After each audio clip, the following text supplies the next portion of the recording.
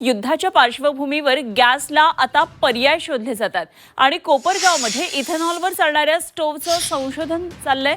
तर इथेनॉलवर चालणारा हा स्टोव्ह गॅसला पर्याय ठरू शकतो।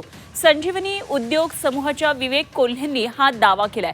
आखाती देशांमध्ये सुरू असलेल्या युद्धाचे परिणाम भारतात दिसून येतात आणि घरगुती गॅस अजूनही पुरेशा प्रमाणामध्ये उपलब्ध असला तरी व्यवसाय आणि उद्योगांसाठी लागणारा व्यावसायिक गॅसचा तुटवडा हा अनेक ठिकाणी आता समोर येतोय आणि यावर पर्याय काढत अनेकांनी चुली देखील मांडल्या। मात्र सतत परावलंबी असणाऱ्या इंधनावर मार्ग काढण्यासाठी आता अहिल्यानगर जिल्ह्यातील कोपरगाव तालुक्यातल्या संजीवनी उद्योग समूह आणि शंकरराव कोल्हे सहकारी साखर कारखान्यानं एक अनोखं संशोधन केलेलं आहे। व्यावसायिक गॅसला पर्याय म्हणून इथेनॉलवर चालणाऱ्या स्टोव्हचं संशोधन पुण्यामधल्या संस्थेच्या मदतीनं केलं जात आहे।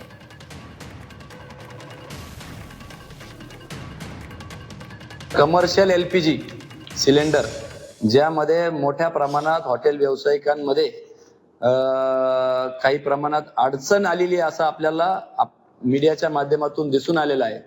त्याला एक सक्षम पर्याय म्हणून इथेनॉल कुकिंग स्टोव्ह होऊ शकता आणि तसे प्रात्यक्षिका किंवा तसं प्रत्यक्षात अनेक देशांमध्ये चालू आहे।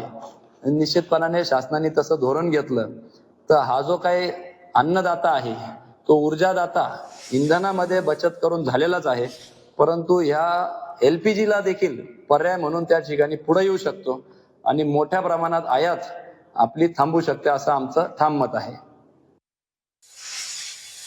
जर इथेनॉल स्टोव्ह आपण वापरले तर फार फरक नाही आता तितक्याच रकमेमध्ये हे इथेनॉल स्टोव्ह कमर्शियल यूजचे जर आकडेवारी बघितले तर एकूण एलपीजी कन्झम्पशनच्या 10% कमर्शियल आणि इंडस्ट्रियल यूजचं येतं, ज्यामध्ये हॉटेल्स असतील, रेस्टॉरंट्स असतील, हॉस्पिटल्स असतील, केटरिंग सर्व्हिसेस असतील आणि 1-1.5% इंडस्ट्रीज असेल, असं मिळून 10-10.5% जवळपास ही संख्या होती। आणि इथं जर आकडेवारीचा आपण विचार केला 2.6 मिलियन मेट्रिक टन्स आणि याला जर 100% धोरणात्मक दृष्ट्या बदलायचं ठरलं तर लागणारं इथेनॉल जवळपास 500 कोटी ते 600 कोटी लिटर लागणार आहे।